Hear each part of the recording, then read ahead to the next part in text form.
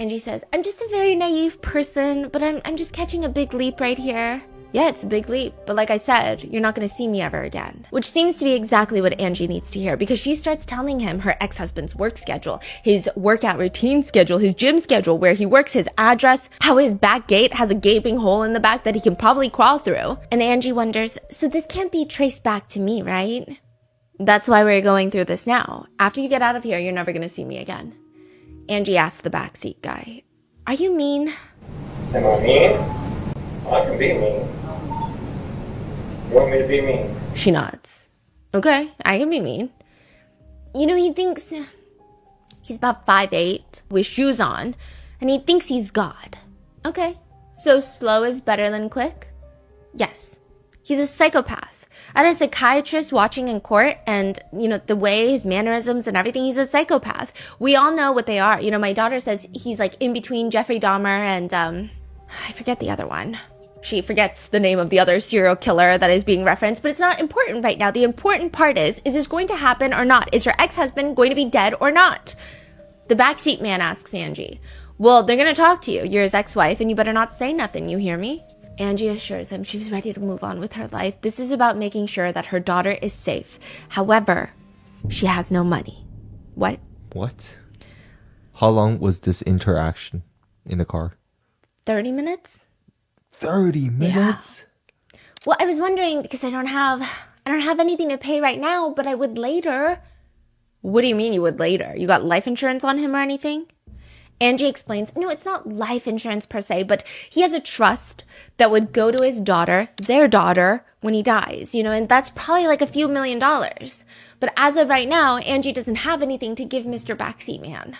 And he says, well, give me your car registration as collateral. So she's reassuring him that once she gets the trust, she's going to pay him back double than what he's asking. So instead of $5,000, she's going to pay him $10,000. She hands over her car registration, and I guess that's enough for the hitman. He finally asks her, you understand, though, that I'm not going to see you again. We will be going through a third party, and you know that. You understand that when you get out of bed this next time, in the morning, your husband is going to be dead, and he ain't coming back. You understand that, right? He will be dead and disappear. Angie starts crying before she agrees. However, a few things from this conversation are just flat out false lies, such as by morning time tomorrow, Aaron Solomon would not be dead. And the two of them, Mr. Backseat Man and Angie, they will see each other again.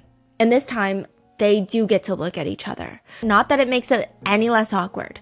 In fact, Mr. Backseat Man suddenly does not appreciate eye contact. He does not want to look Angie in the eye, even though they're sitting so close, facing each other directly. Or maybe the awkwardness is coming from the fact that they're sitting in a room full of people staring at each other while the entire conversation that they had in the car about killing Aaron Solomon has been recorded and has been playing on the speakers in a courtroom where Aaron Solomon is sitting in the back. So this guy is a cop, or is he an actual hitman that also got caught?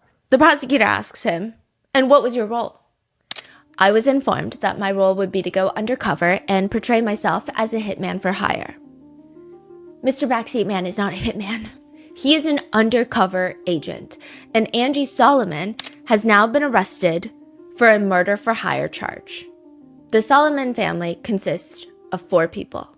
Aaron Solomon, the dad, Angie Solomon, the mom, Grant Solomon, the son, and Gracie Solomon, the daughter. By 2025, Aaron Solomon will be accused of being part of a large-scale, high-powered trafficking ring involving the governor of Tennessee and a megachurch pastor, including being accused of trafficking his own daughter into this trafficking ring. Angie Solomon, the mom, will be arrested for trying to kill her ex-husband. Grant Solomon, the son, will be dead. And Gracie Solomon, the daughter, will post a video expose on YouTube exposing her entire family and accusing her dad of killing her older brother, Grant. This is the case of the Solomons, where it's pretty clear that at least one of the Solomons is lying. We just don't know which one.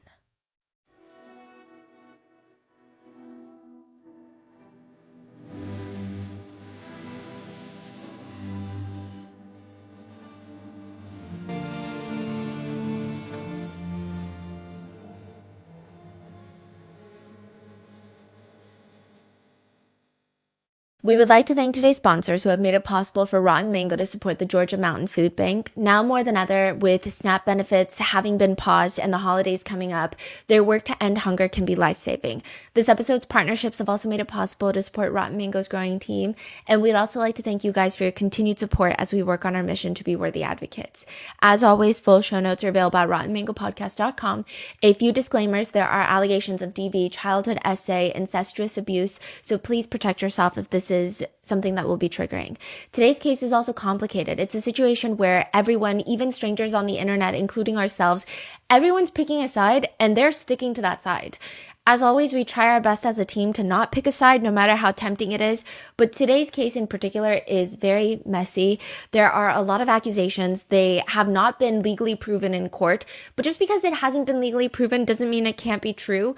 But for the purpose of not needlessly receiving a cease and desist, which tends to make me more passionate regardless, but still, we are going to do our absolute best to just compile and aggregate the allegations made online, netizen opinions, and even conspiracy theories so that you can come to your own personal opinion on this case.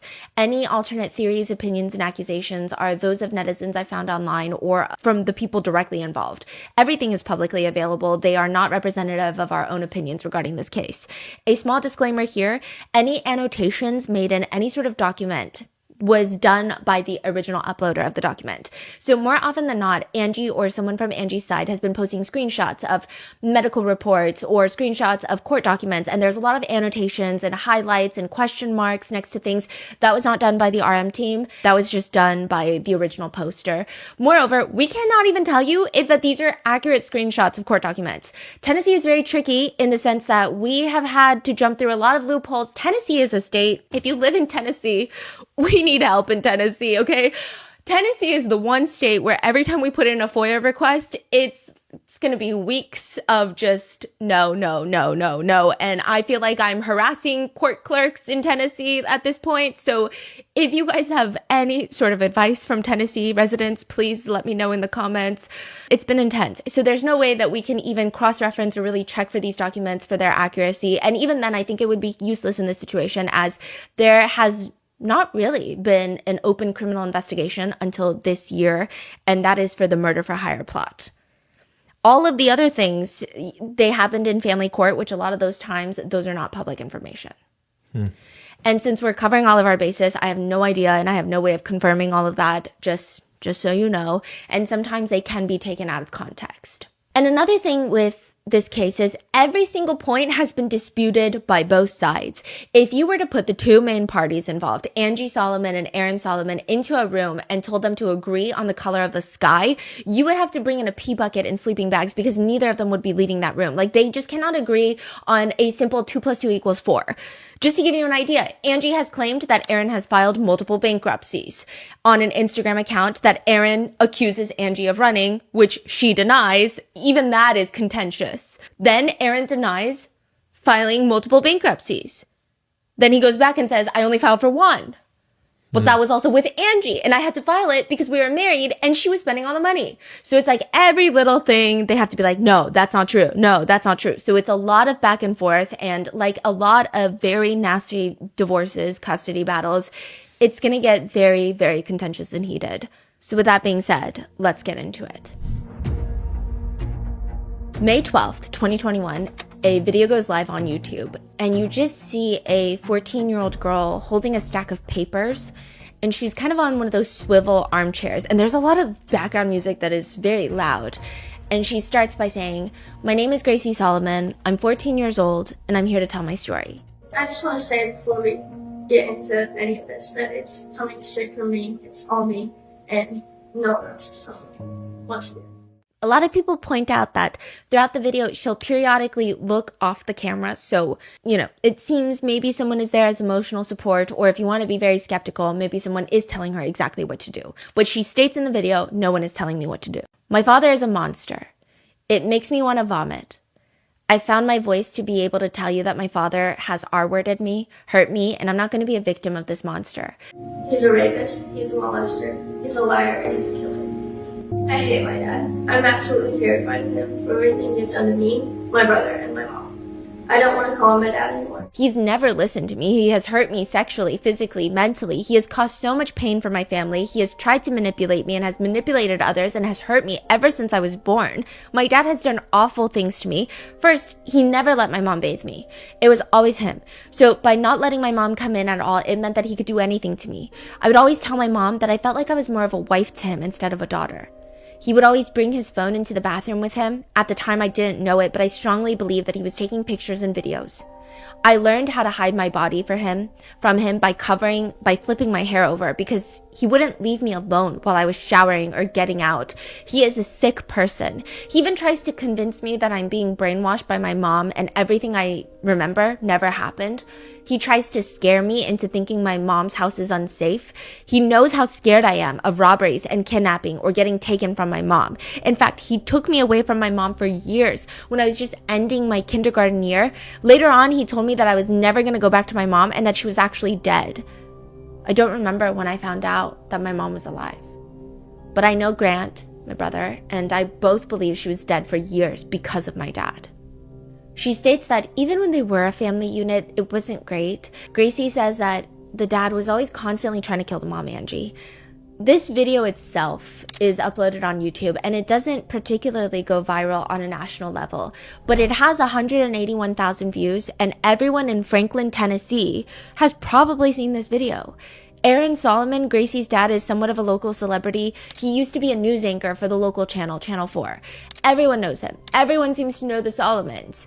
In the video, Gracie talks about how she had to go out of town for a baseball game for her older brother, Grant, and she went with her dad. He ends up booking a hotel room for her and him with just one bed.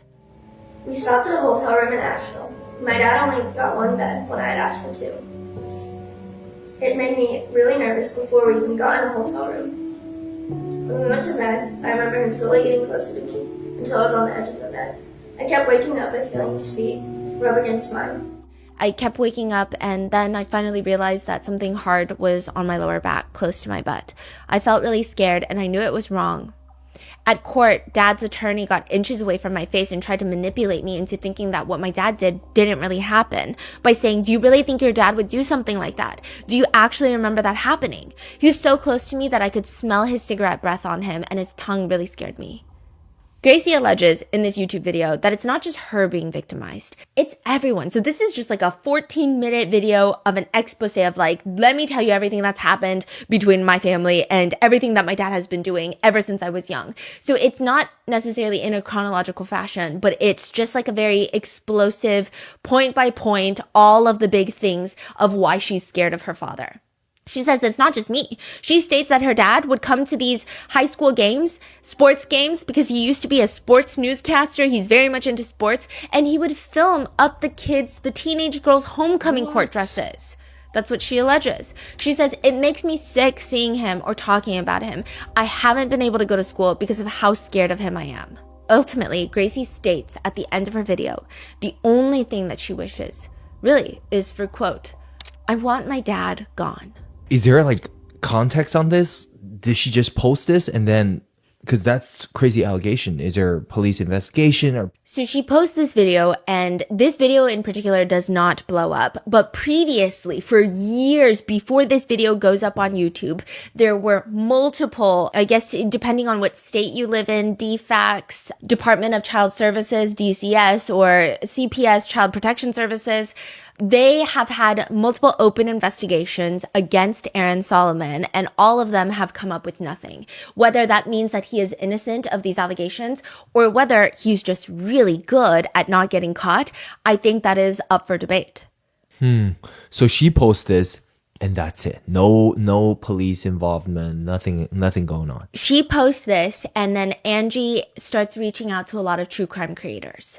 At this point, a lot of people were familiar with the Solomons because something had happened the year prior, but it just seems like this was a big open door. This is when national attention starts getting involved. They're going on News Nation. They have a whole website. They have GoFundMes that have raised close to $200,000. They have a lot of eyeballs on them. This video itself, for some reason, does not get a lot of attention, but all of these allegations are starting to spread. So it becomes a big conversation online. Where are the cops? Where are the officials? They're not doing anything. Yeah. That's so weird. They're not doing Okay. anything. Before you even sit down for the first couples therapy session, the therapist is already figuring out, just gathering intel on the relationship dynamic, and it starts in the waiting room. Sometimes some therapists will even say that they'll check the cameras in the waiting room just to get a little vibe, especially if it's their first time seeing the couple. How much space is in between the couple? Obviously, the surface level observation would be the further apart a couple, the more they hate each other. But it's actually more than that. Therapists have noted it's about attachment style. If the couple is physically further apart, it could mean that one of them has avoidant attachment styles. They would rather run away from the problem than face it. Or they're in a stage of extreme emotional withdrawal, which is also very difficult. Clearly, couples who are in their own worlds, on their own phones separately, not great.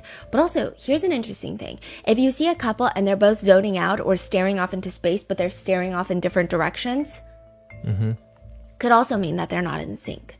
One's looking left, one's looking right. Or even timing. Do the couples come in together in one car? Or maybe they can't because of work or other obligations. Do they come in separately? That's fine. But if the couple regularly, one person arrives early or on time and the other person is consistently late, big red flag.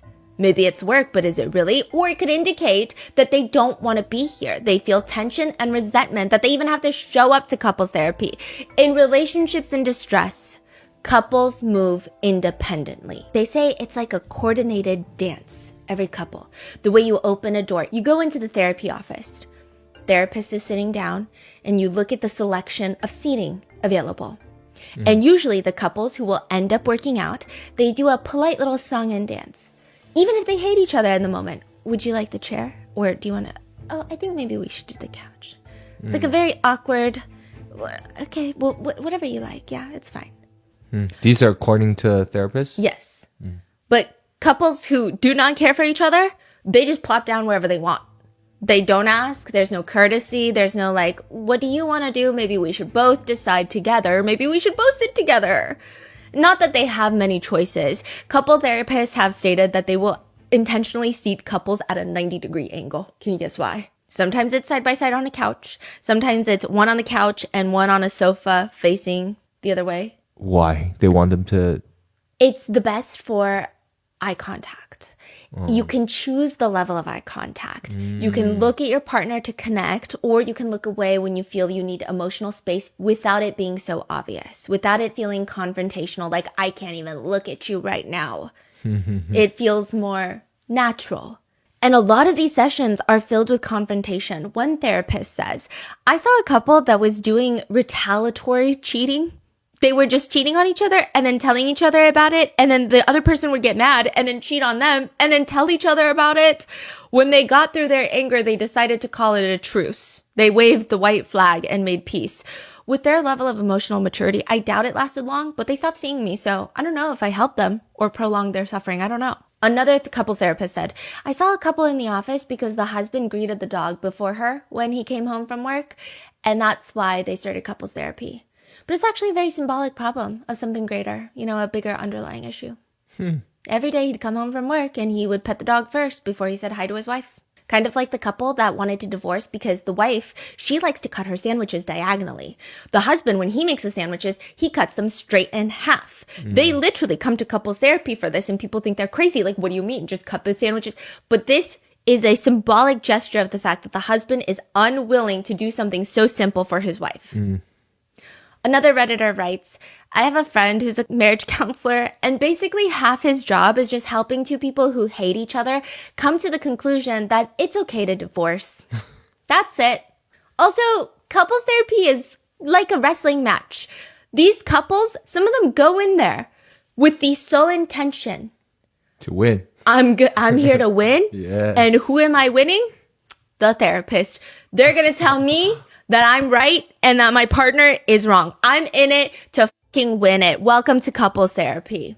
But whatever happens in therapy sessions, it typically does not warrant one spouse trying to kill the other spouse in a slow, painful, long manner via a hitman in a Macy's parking lot. Right? Maybe. Dr. Futrell has been a psychiatrist probably longer than most of us have been alive. She's been in practice since 1993. Interestingly, she specializes in child and adolescent psychiatry. But when Grant is 6 years old, Gracie is 2 years old, Angie ends up in Dr. Futrell's office, and she claims that Aaron has been abusive, sexually violating her since she gave birth to Grant. And the final straw was she was going through his stuff, and she allegedly discovers that Aaron has been cheating on her with workers, but more alarmingly, he has been grooming underage girls. It's not entirely clear exactly how she finds out about this and if she was able to collect any evidence at this point. Not that it would matter much, because according to Angie, Aaron would threaten her. If you ever tell anyone about anything, I will make sure you never see our kids again. Who is she even going to tell? According to Angie, Aaron barely lets her talk to anybody, like anyone at all. She can't even go to a haircut appointment by herself to get a haircut because, I don't know, maybe he thinks that she's going to go there and say something to the stylist or even accidentally mention something that would raise the alarms, which means, according to Angie, that both of them are now sitting in Dr. Fortnell's office because even these psychiatrist's therapy sessions, he's not letting her go alone. And Angie's probably telling Dr. Fortnell everything, all the way from the beginning. She's probably starting with her childhood. Not great. She says even as an adult, she had to file for an order of protection against her own dad. So clearly, child life, family life, home life, not great for Angie. And it's always been bad, probably worse when she was a kid and living with them. Angie says that she spent pretty much every single waking hour of her life just trying to become a basketball star for her school team, because she doesn't want to go home. She doesn't want to focus on her home life. It's miserable. And then she graduates and she decides maybe basketball is not going to pay the bills, so I'm going to be a pharmacist. She spends all of her energy focusing on her own capabilities, such as pharmacy school, graduating, and then becoming a pharmacist. And it's as a pharmacist that she starts talking to Aaron Solomon again. They knew each other from high school. They're rekindling their love, and it's just like a fast track to marriage. Okay, I will say that rekindling is perhaps not like the exact word. Angie says in an interview, quote, "Back in high school, Aaron saw me then, and as I learned in my counseling sessions, he was stalking me." So she claims that he was stalking her when she was back in high school. We don't really get more elaboration on this, but she says, he was stalking me. That would have been all the way back in like 1988. I didn't hear from him after that. I brushed him off. He continued to stalk me. Angie says that she was kind of rude to him in high school, and she always regretted it. I mean, she didn't know what kind of person he was back then, but she always just kind of thought about it, and she decided as an adult maybe she would reach out and apologize. And it was easy to remember him from high school, considering that she would turn on Channel 4 and he's right there. Morning anchor news, like sports anchor news. He's just right there on the TV. And she says that at that point, she had her own house, her own car. She manages the pharmacy, so she's not just a pharmacist. She's managing other pharmacists. She's she's got 2 dogs, a good income. She's very happy, very well adjusted. Aaron Solomon comes into her life, and within 6 weeks of dating, she's pregnant with their first child, Grant, and suddenly getting married in Vegas. She said she was very excited to have a kid, though. She said that she was very set on being a single mom. But then both Aaron Solomon and her own dad threatened her because they're both very religious. And they said that she needs to be married before giving birth. So they went to Vegas and they got married. Which is when Angie says, yeah, everything starts falling apart. They get back, he moves into her house, and it's just like a hostile corporate takeover. Aaron starts controlling the finances. He doesn't let her go anywhere without his approval. And he has these mood swings, she says, that was just unpredictable. She claims that he would just go quiet for days. And then out of nowhere, he would go into a fit of anger where he would just berate her constantly for the way she looks, for her capabilities. He would just call her crazy. And sometimes, according to Angie, he would just straight up start physically attacking her, especially once Gracie was born.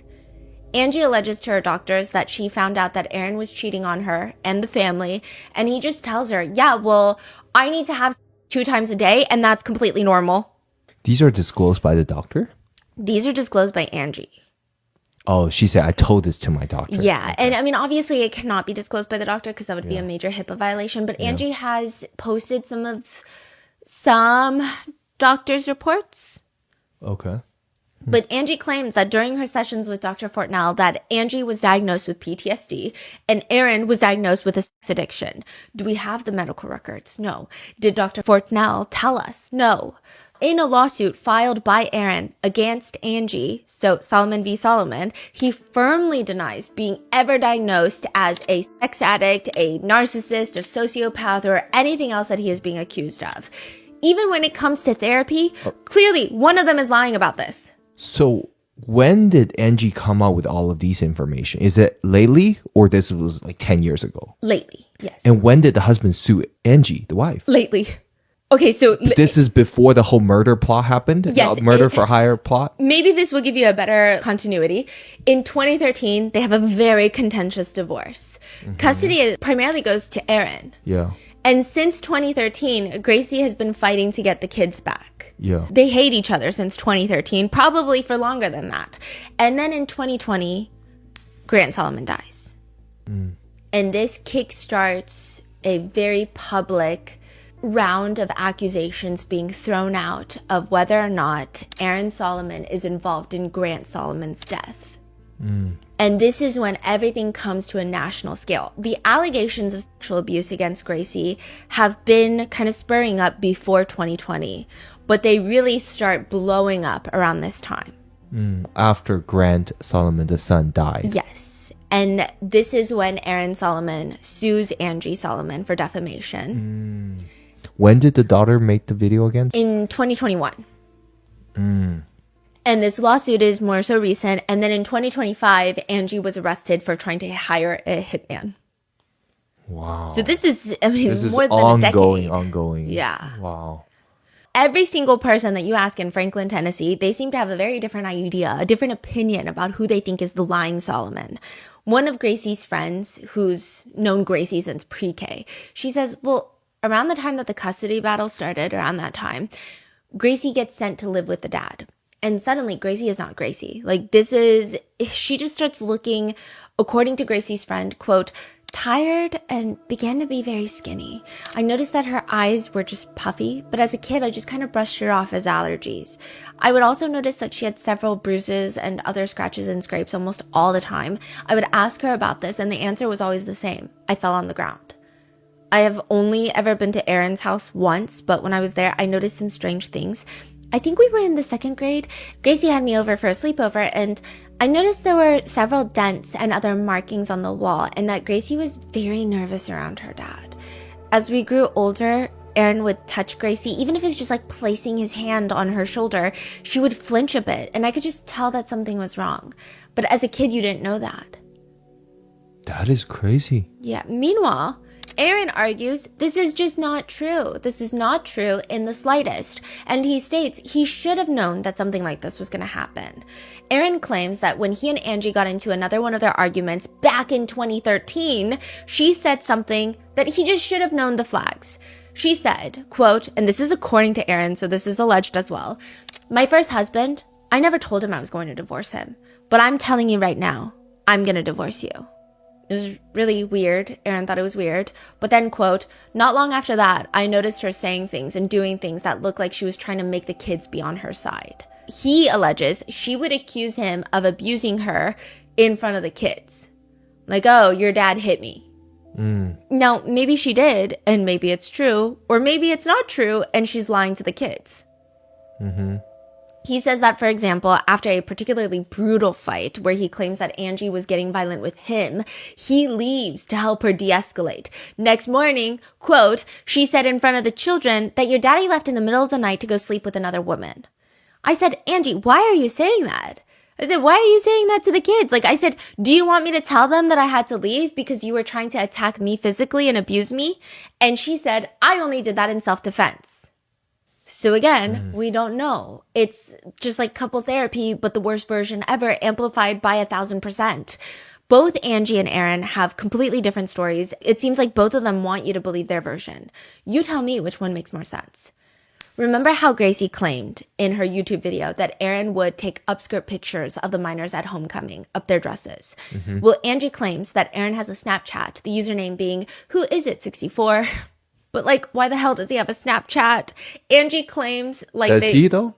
It seems like it. It seems like from the screenshots I've seen, it seems like he has a... But I don't know. I've never been Snapchat. I don't have a Snapchat, but I've never been Snapchatted by him, so I can't confirm to you. What kind of screenshot are we saying? Okay, so it was from Grant's phone, and it looked like it was the dad. And then there's also a picture of him shirtless, that he took a selfie shirtless. Uh-huh. And it was like something sexual along the lines of, all of your inches want me or something. Wait, what's the context? He took a Snapchat photo and sent it to somebody. Yes, but now somebody screenshotted that. Yes, but it is believed, I think, that this was not sent to a minor. Okay. Oh, so he was talking to another woman and he sent the Yes. Okay, photo to. Okay, so he does look like there is a Snapchat. What I will say is it does look like he has a Snapchat, in my opinion. I don't know. I've never been Snapchatted by him. It does look like he took a shirtless picture and was maybe hitting on people on Snapchat. He could very well have been sending this to someone of age that is single and does not cross any sort of moral boundary. Mm-hmm. Or he could have been doing what Angie is claiming he was doing, which was trying to groom underage girls. Okay. Angie claims that Aaron would try to talk to high school girls by going to the kids' games, like his own kids' high school games, sports games. And then he would take pictures, and then Angie alleges he would tell the girls, these high school girls, that, hey, I'm going to send you the pictures, just give me your snap.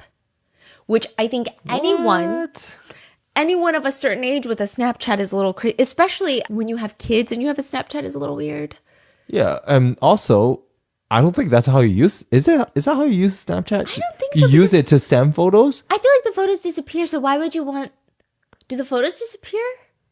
Yeah, but I mean, asking for phone number is weird too, but maybe Instagram? Instagram is safer. Yeah, Snapchat is, I don't know. But or like an email, I don't know. Yeah. You're like, you have kids, you're at a school event. It's weird. Or just like text it to the parents. Yeah. Mm-hmm. Yeah. That's what I would do. It's just kind of strange. No, that's actually really creepy. Imagine like you're at a sports game, like you're doing this at school, and then a parent's like, "Give me your Snapchat." Oh, that's terrifying. That's weird. Yeah, that's weird. But also, I can't imagine the other way. I can't imagine being like, "What's your Snapchat?" to someone that's decades younger than you is so bizarre. Yeah. Very bizarre. Now, I will say, it does seem like he has a Snapchat. I don't know if he's reaching out to young girls or if he's even telling them that he's going to send them pictures through Snapchat, but that is what Angie is claiming. I would imagine that every single resident in Franklin, Tennessee has heard about these different arguments. There is even a contentious point about, did Aaron Solomon quit his job working as a news anchor, or was he fired? Angie claims that Aaron Solomon was more or less forced into resigning from his position.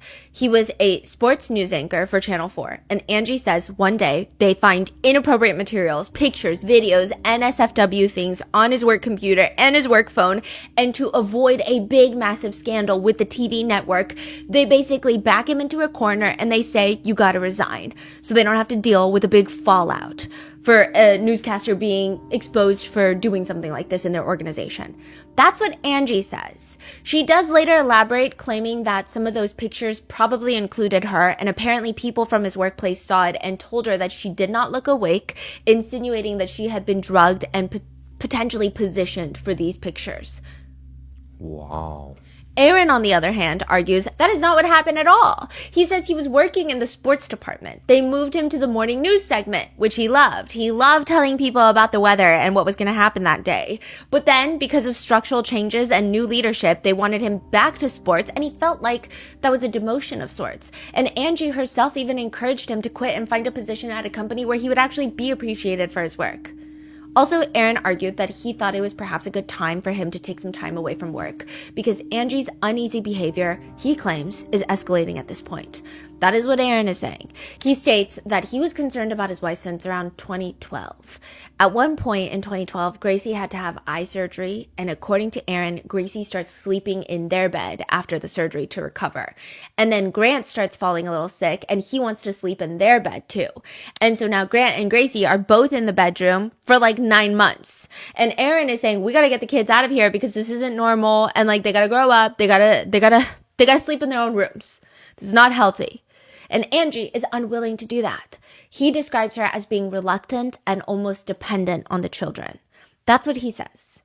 I'm not sure. I'm not a parent. I don't know if that's a bad thing or a good thing. I have no clue, right? But I don't know if that's particularly a great, spectacular example of being dependent on the kids, but here we are. Another claim, an example he gives in his lawsuit, and this is one time, Aaron said that he was trying to get fresh bedding for Grant's bed. I guess they're doing sheets. They're washing the sheets, and Aaron is like, I'm going to put the sheets on Grant's bed, the fresh sheets. Just simple task. Angie, however, according to Aaron, gets very mad at him. And she's like, I want to do it. I want to do the sheets. He's like, okay, it's just sheets. You do the sheets then. He stops. Then all the kids are in the house, and in front of the kids, Angie's doing the sheets, and she's loudly complaining about how she had to go find the sheets. She had to go find the bedding, and now she has to make the bed herself, and nobody wants to help her, and nobody ever does anything. And he claims that he was just shocked because she was the one that told him not to do the sheets. Eventually, Aaron does get a new job because he thinks things are getting better again, but he claims that Angie just started getting upset and reactive to the point where he would come home with paychecks from his new job, and Angie would just start spending them extravagantly. He states one time she went to Dick's Sporting Goods and spent over $1,000 worth of things that nobody needed. He secretly had to go back and return them, and even then she was freaking out. And it's not just that. He claims Angie would just start turning the kids against him and trying to convince the kids that he was abusive. As stated in his lawsuit, Aaron claims that after the divorce, he just wanted Angie to get better mentally.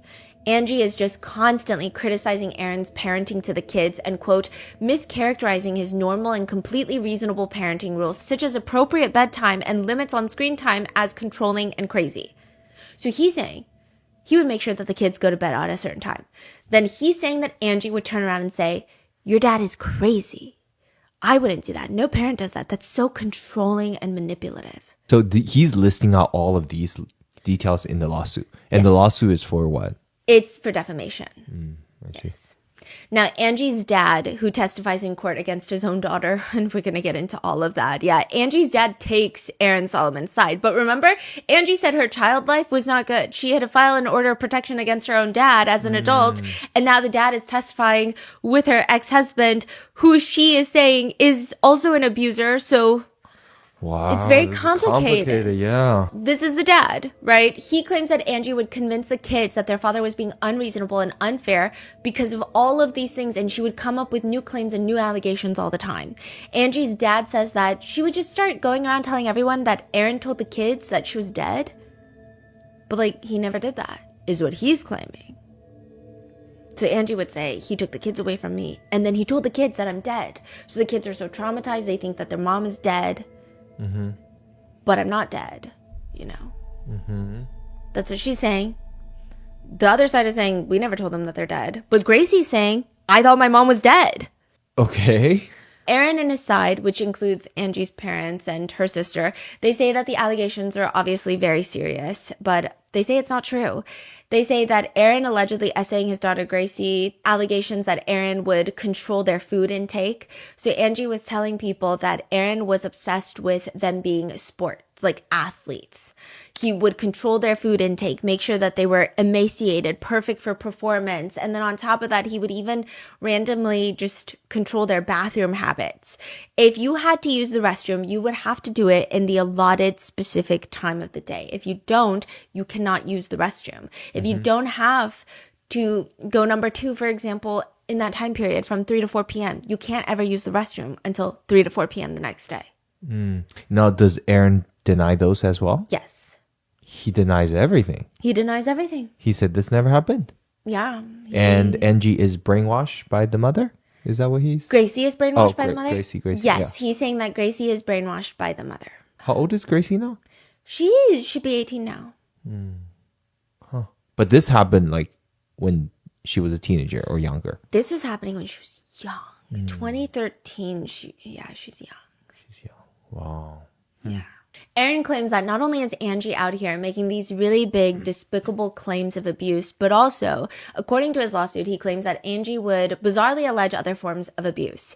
Quote, she complained to a close friend that Mr. Solomon had abused the children by taking them to swim in a motel pool while visiting a relative. That's it? That's it. Just like taking them to a motel pool was abusive, is what he's claiming Angie allegedly told a friend. Okay.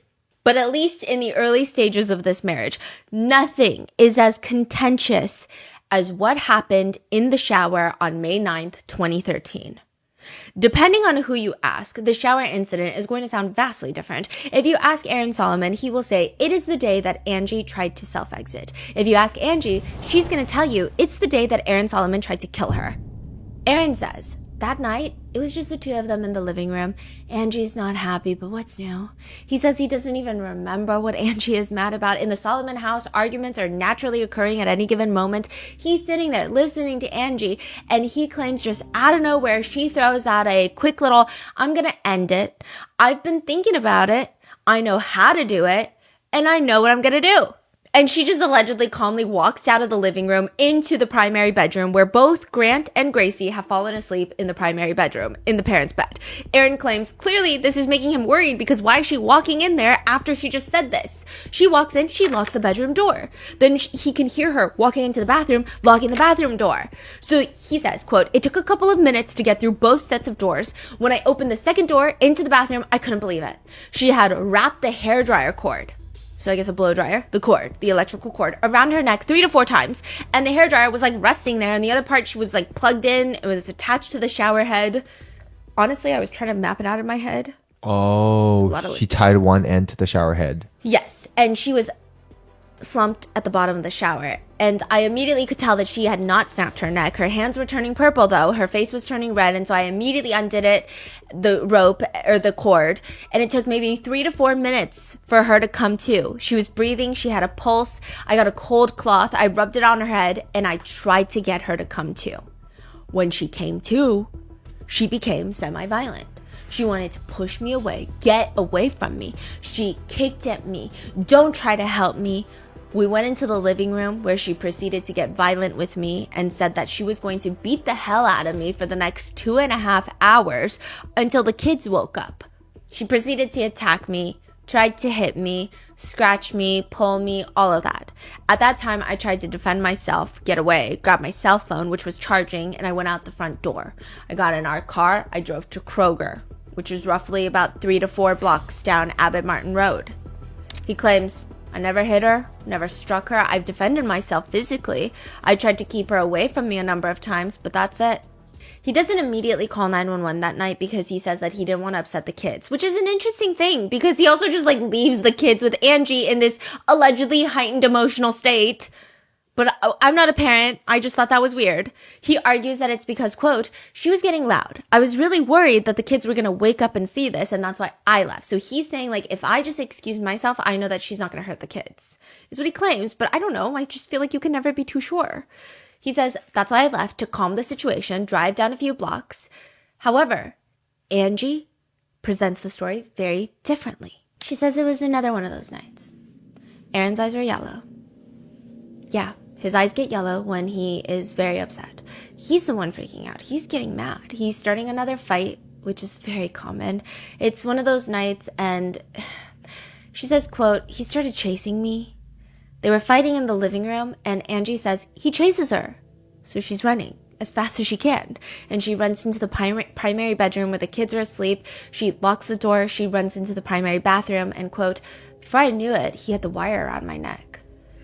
She says he's simultaneously pushing her down while pulling the rope up, like the wire up, and choking her. And she's trying to fight back. She said, I knew based on prior experience, if I could yell his name loud enough, sometimes he would snap out of it, come back to reality. So that's what I was doing. I was screaming his name over and over again.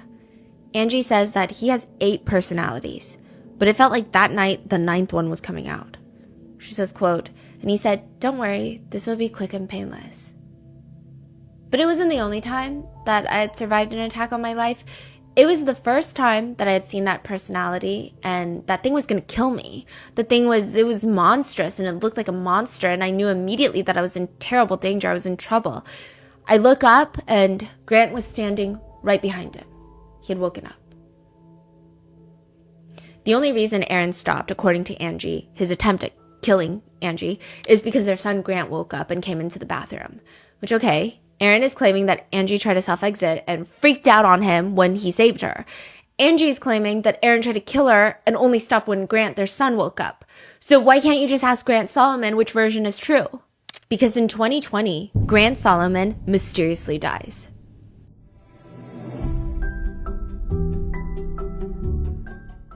From executive producer Ryan Murphy comes your next TV obsession, All's Fair, starring Kim Kardashian, Naomi Watts, Niecy Nash-Betts, Tiana Taylor, with Sarah Paulson and Glenn Close. A team of female divorce attorneys leave a male-dominated firm to open their own powerhouse practice. Fierce, brilliant, and emotionally complicated, they navigate high-stakes breakups, scandalous secrets, and shifting allegiances, both in the courtroom and within their own ranks, in serious style. In a world where money talks and love is a battleground, these women don't just play the game, they change it. They'll never settle. Don't miss the show everyone will be talking about, and watch All's Fair, now streaming on Hulu and Hulu on Disney Plus for bundle subscribers. Terms apply.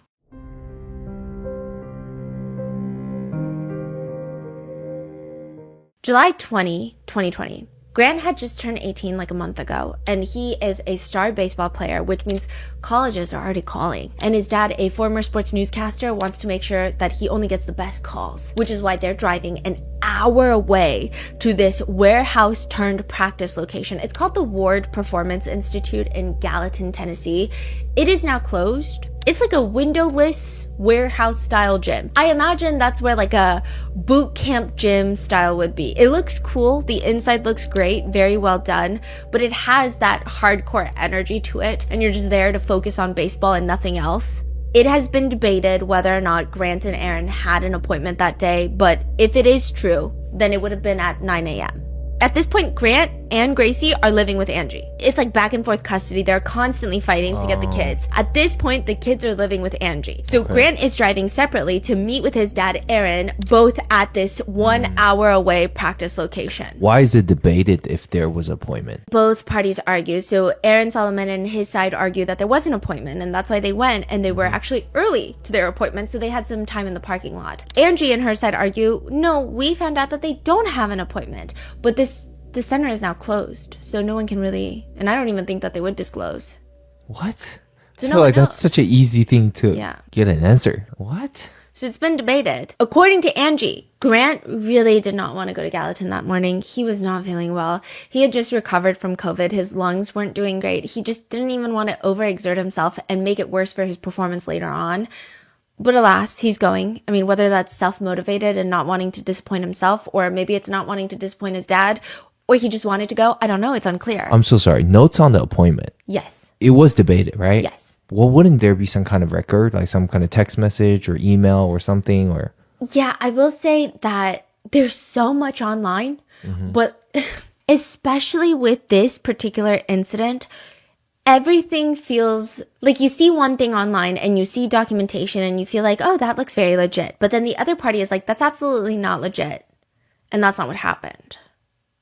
okay. So everything, it's like no one can agree. So we can't even be sure that things are certain. Okay. Even the police reports of this incident of Grant's death are pretty sparse. There's like not a lot of public police reports, and they're very thin. Very thin. Is this strange to you?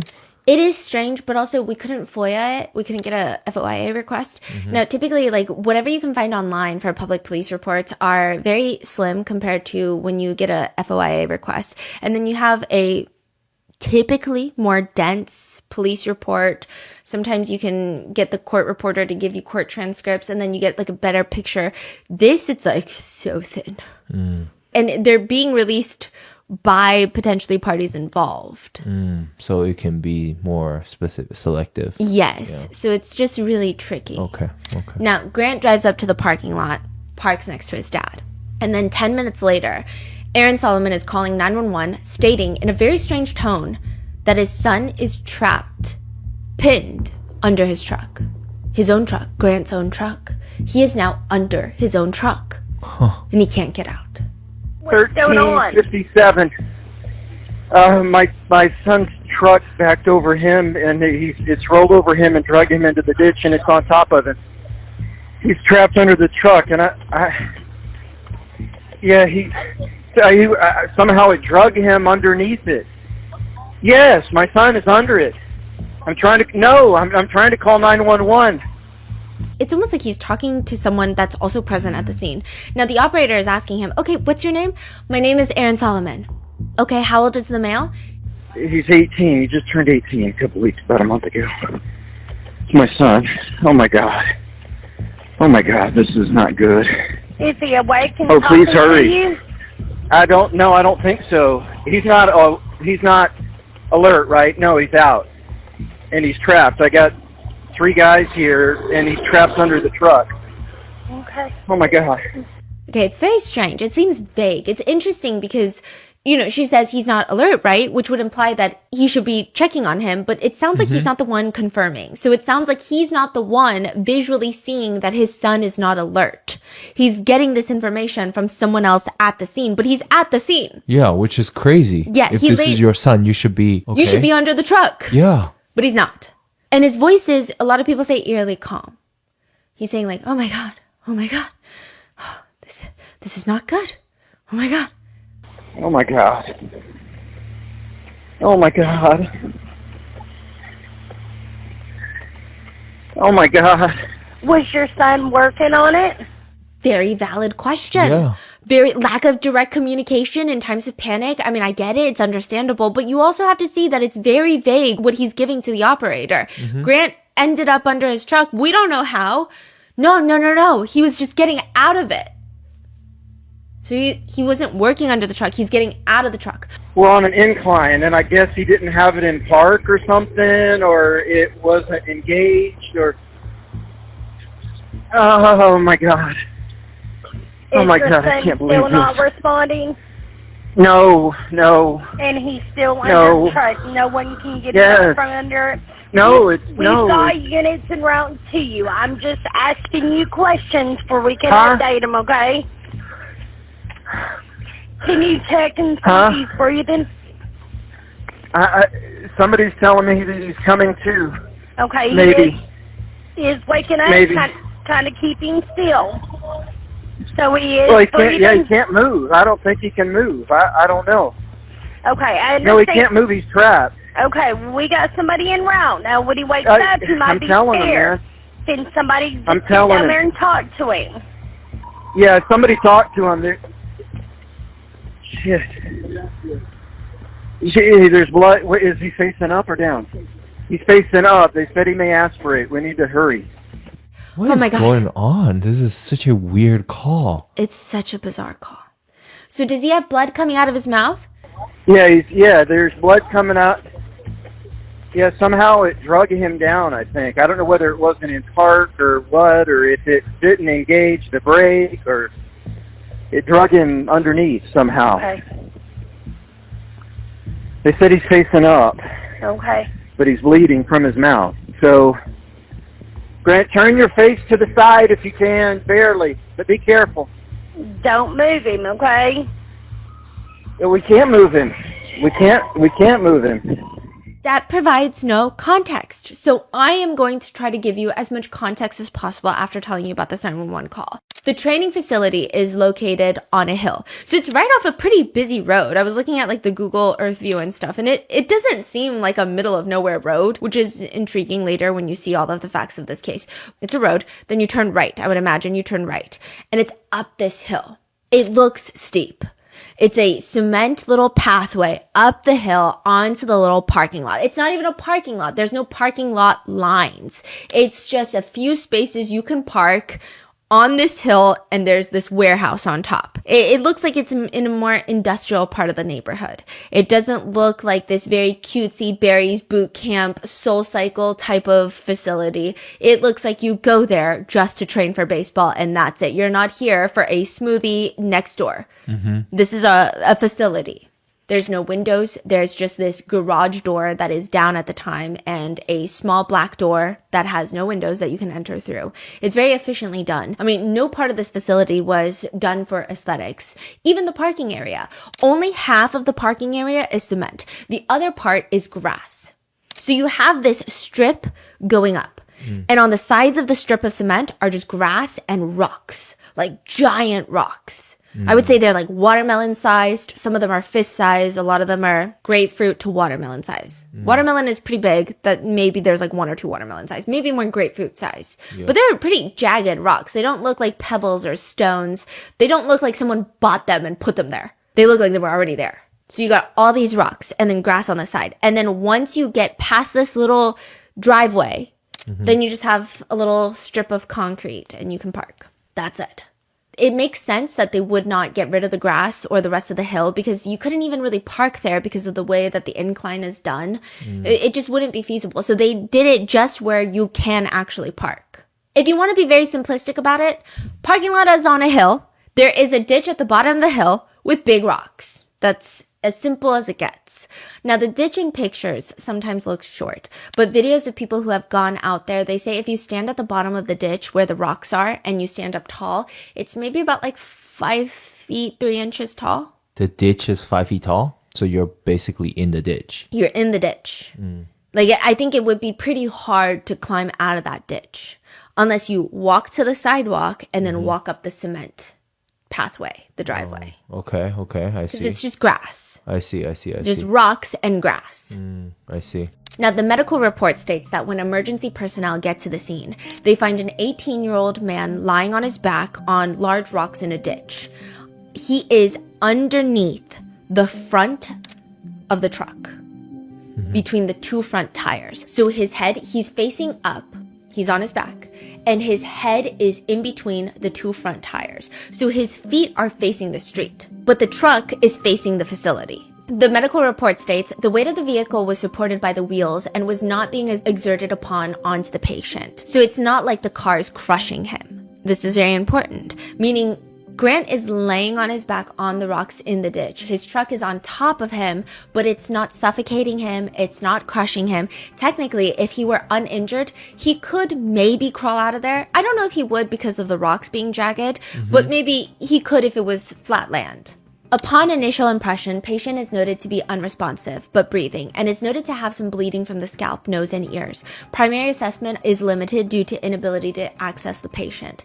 Patient is with no obvious deformities upon assessment, although assessment is limited. Detailed assessment findings are as noted previously.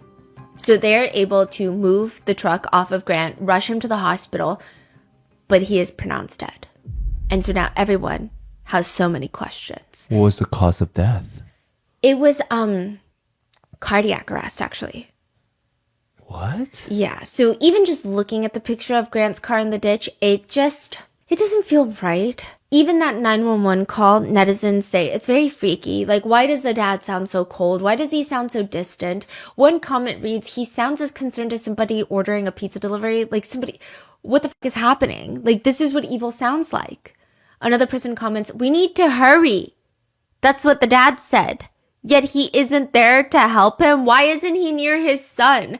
Also, the part where he's like, Grant, if you can, move your head to the side. Grant, turn your face to the side if you can, barely, but be careful. That sounds a little Insane. performative, Yeah. maybe. I mean, another comment reads, what the actual heck? I can hold my hand on my heart and swear on the Holy Bible wild horses would not be able to stop me from trying to help my child. He is not the least bit bothered. No emotion in his voice, no words of comfort to his son, nothing. However, some people are defending Aaron. Some people write, conspiracy theorists are so funny to me.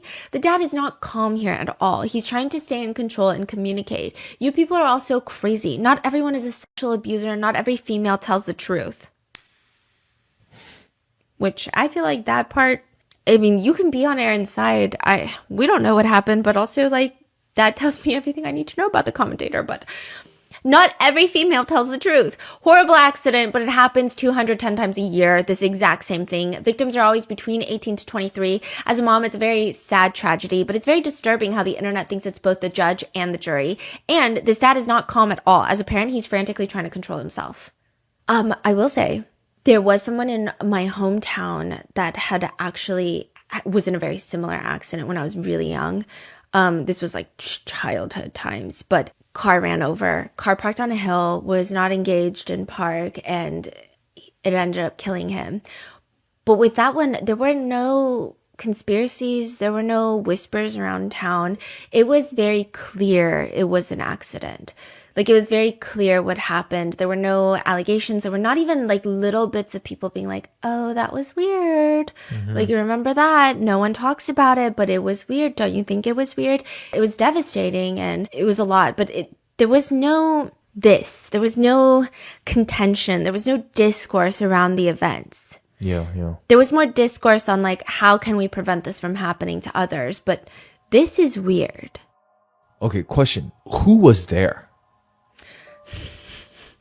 Exactly. Aaron says that there were 3 witnesses that were there that were helping him talk to Grant, that were surveying, and they briefly were assessing if they can try to take the car or the truck off of Grant. One of the employees that eventually comes out of the facility, they didn't see anything. Also, there's no security cameras.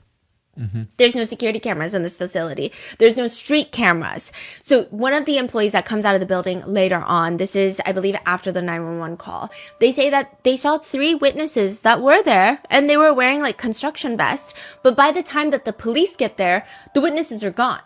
You're kidding me. They don't give their statement and they have not come forward to this day to say, oh yes, I was there and let me tell you what I saw.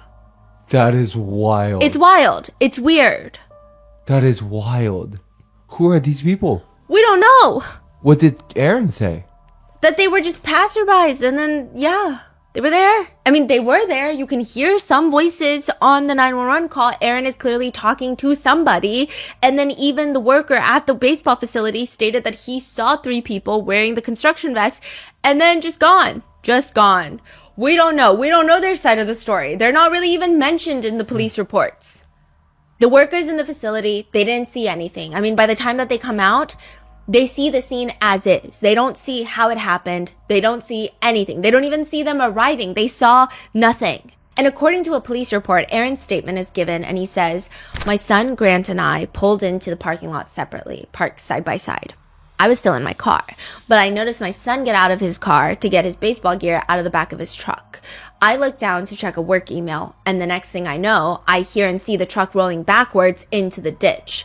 I get out of my car to try and find my son and saw that he was trapped underneath the truck and immediately called 911. That's his version of events. This version would indicate that Grant either goes to the back seat of his car or the trunk of his car to get his baseball gear, presumably. But the car malfunctions or was not in park to begin with and starts rolling down the hill and dragging Grant with the car before he falls into the ditch, hits his head on the rocks, and the car lands on top of him. There's variations of some people think that he was dragged down the parking lot. Some people think that he was like using force to push the back of the truck, but then it's like it's forcing his feet to move back. But I don't imagine, I mean, none of them make sense. And I'm not like a physics girl. I've never been a STEM girly, but I don't know how that works. I feel like I imagine a Toyota Tacoma coming down. I mean, I guess I could try to ask someone, an expert about it. I don't know who I would ask. Does anyone know, right? But if you were to come down with a Toyota Tacoma, I'm imagining that car is 6,000 pounds. That's a guesstimate. It would have to be coming pretty fast, no? No, not necessarily at the beginning. At the beginning will be a slow roll. But then eventually it's fast, correct? No, it's like jagged, like there's a lot of friction, but it will be moving. It will be moving and... Do you think that someone could... Stop it? Or like have it slowly... That I don't know. I don't even know what it looks like in my mind right now. But I think if 6,000 pound is emotion, like if it's decide to, go down emotion, that means it's not going to be easy. Because even that point is contentious.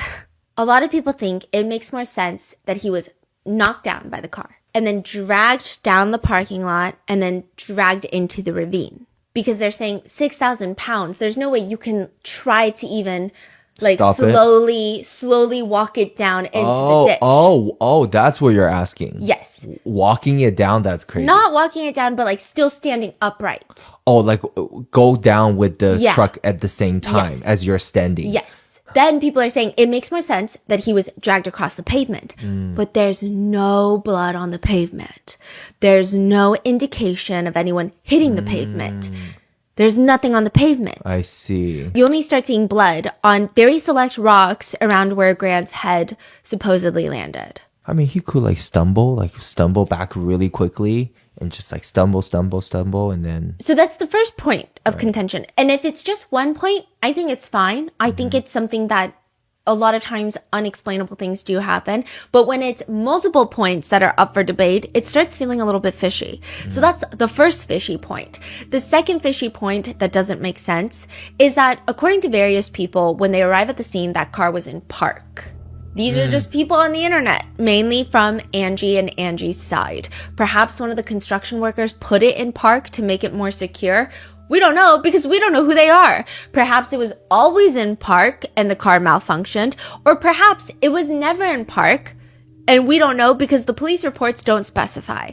But it has been widely reported that the car was in park by the time that the police get there. Which, if that's the case, can't you prove it by getting the car's black box and figuring out what went wrong? Did the car malfunction? What happened? Well, Aaron apparently declines to have this car forensically analyzed. Grant's car is not forensically analyzed to figure out what happened. It is very, very, very, very unlikely that the car would be in park and still roll down the hill like that, wouldn't it? Others argue that maybe the car was never in park, but that doesn't make sense because if the car was never in park, Grant would not have time to get out of the car and then get behind the car in a way that it would roll him down and drag him down. You're saying it's going to go down so much quicker? Yeah. It would probably go down while he's in the driver's seat. Right. Immediately when he steps out, the car's already going down. He wouldn't even get behind the car is what you're saying. Exactly. Right. Okay. So then it doesn't make sense that the car was never in park. But if the car is in park and it's still rolled down, that doesn't make sense either. And you know what doesn't make more sense about that is I do think that, listen, I don't know what Aaron Solomon is, but if I had to take a personal gander, a personal guess, he seems a little litigious. He seems like he would like to sue someone. I think he would sue the shit out of Toyota is what I'm saying. I think that if he knew that the car was in park and it still rolled down the hill, I think that he would get his black box analyzed and he would sue the shit out of Toyota. Wait, that is such a good point. That is my opinion. I don't know. That's just what I'm saying. Wait, that is such a good point. Yeah, but he doesn't. Right. I will be so angry. At the car manufacturer. Yeah, I will be angry at so many people for something like this that happened. I would be on a campaign against the manufacturer. Yes. Which also, I do love a Toyota. They're very reliable cars. So that's also another point that people are like, Toyotas, especially the Toyota Tacomas, in recent production, they're like really reliable because they're made for working cars, but he doesn't. He doesn't get it checked out. He never talks about Toyota ever again. He's never like posting on Instagram like, don't buy a Toyota. Nothing. I mean, maybe he does privately, or maybe he has and I just haven't seen it. Is my personal opinion that I would assume that he is someone that would like to take legal action against a massive corporation. But more than that, even in both versions, the end placement of Grant's body is very strange. He lands on his back with his face facing the street. The car is facing the facility because it's reversing down. So he parks with his front facing the facility and now it's rolling downhill, but his body is facing the street. So you would have to imagine there's some sort of tumbling that's happening. But if there's tumbling that's happening, they can't really, Angie says that when she went to the scene, she couldn't find other points of blood to indicate a tumble happened, like impact 1, impact 2, impact 3. It's just right where his final resting place is. So it doesn't make sense is what she's saying. And a lot of people have been trying to do accident recreations through words, which is very difficult to even envision. But it's like no one can agree that this makes any reasonable sense. It feels like Karen Reed all over again in the sense of like, even if you really want to believe it, it's so hard to even picture it in a way that doesn't feel like it's straight out of like a movie because it doesn't make sense. Like you have to work really hard to make it make sense visually. He doesn't have a lot of cuts or abrasions on his body to indicate any sort of rapid or intense tumbling or skidding or dragging had occurred. And it's strange. Even then, let's say his car is falling. He realizes he has nowhere to run and doesn't run sideways, which maybe he can't. So he just tries to outrun the car and runs into the ditch. So people were thinking that.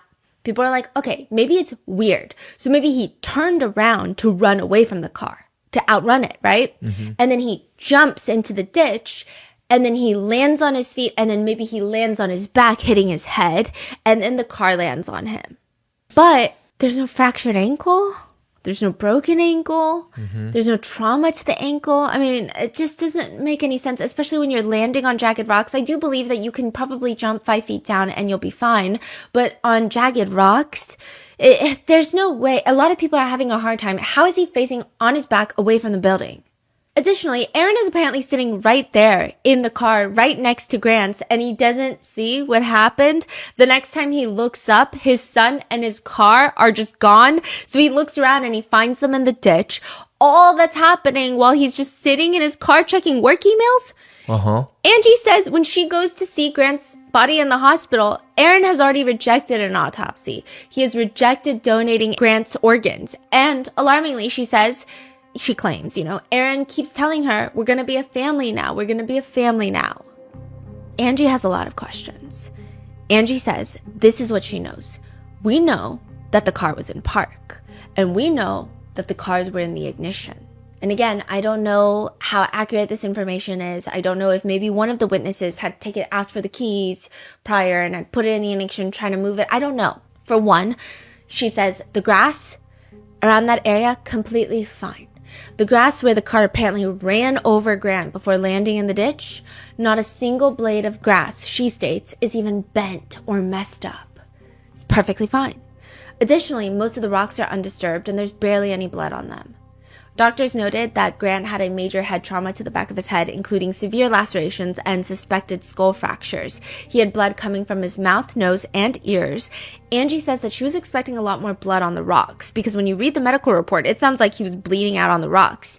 Now, Aaron and a lot of people will argue that it was a lot of internal bleeding, but she's saying that also doesn't make sense, because if he just fell and hit his head, that she's saying it doesn't make sense. The internal bleeding would make more sense if he was dragged through the pavement, ran over, but there's no evidence on the pavement. There's no blood on the pavement. So she's saying that doesn't make sense either. There's no scratches on his skin, according to Angie, no abrasions, and she's confused by all of this. Further, it's been questioned how Grant doesn't have burns. If they had been driving an hour to get to the facility on, this is, summer in Tennessee, underneath that car is hot. It's very hot. So if you're in contact with the vehicle, I did ask someone about this. If you are under a car that has been driving for an hour, like if you're a mechanic and you get up under there, if you touch the car, you're going to get burns on your body within seconds. Perhaps the argument is that Aaron wasn't physically touching any part of the car, but the person that I asked, they said that a lot of mechanics, they still would recommend not, because there's radiant heat, especially if you're not really accustomed to it. You're going to feel it could burn you. Now, there's no record of any sort of burns or anything. According to a Instagram account called Freedom for Gracie, now this is the contentious, highly argued Instagram account. Aaron says Angie is operating it. Angie says, no, I'm not. Aaron wants there to be a subpoena for the IP for the operator of the account. It's a whole thing, but it does appear that whoever is running it is very close to Angie, because there are a lot of documents that they're able to get their hands on and post on that account that only Angie would have. I don't know if she's the one operating it. I don't know if she's one of the people operating it, one of the many people, but it's very, I don't think it's highly debated. Why can't she be operating it? Well, because there's a lot of potentially defamatory things on there. Oh, okay. Yeah. I see. Okay, so he's like, if you're talking about me under your name, I'm going to sue you. Yes. But instead, it's a Instagram account that's talking about them. Okay. And Angie is like, that's not me. Now, this Instagram account states that a Summer Regional Medical Center document reads that the medical examiner stated his cause of death was cardiac arrest, cause unspecified, blunt trauma arrest with traumatic brain injury. The caption for the Instagram post begs the questions. Why does Grant's body not have bruises, scrapes, lacerations, burns all over it if he was dragged across the pavement, riprap, and rocks while being dragged under a truck that drove for an hour? Wouldn't it be hot under that truck, causing burns on his body if he's stuck under it? If someone is dragged across pavement under a truck, wouldn't there be a bloody trail? Wouldn't Grant have yelled, screamed if his truck started moving if he was out of the truck? The question is, how do you get hit by a truck, roll under the truck, somehow attach to the truck, get dragged by the truck, get thrown in the rocks that are at a vertical angle, and miraculously land under the vehicle without any other markings on the back of your body? The Instagram account alleges Angie remembers when she saw Grant in the hospital. His body looked perfect. She was expecting him to be mutilated with blood everywhere, but instead, he just looked like her Grant. She was in shock at the time, but she remembers thinking in her head, not a scratch. His body is not squished. His body isn't torn to pieces. Nothing. And there's really nothing. The witnesses are gone. There's no CCTV camera. We just have Aaron's version. And Angie decides she's going to grill him about that day. And she's going to record him and make sure that his story never changes. And this recording, this hour-long recording, is up on YouTube. Aaron states they had gotten there early. No rush. See, this is where, again, people are like, did you have an appointment? Did you not have an appointment? That's why the appointment thing is important. We had gotten there early, so there was no rush. You know, we have time.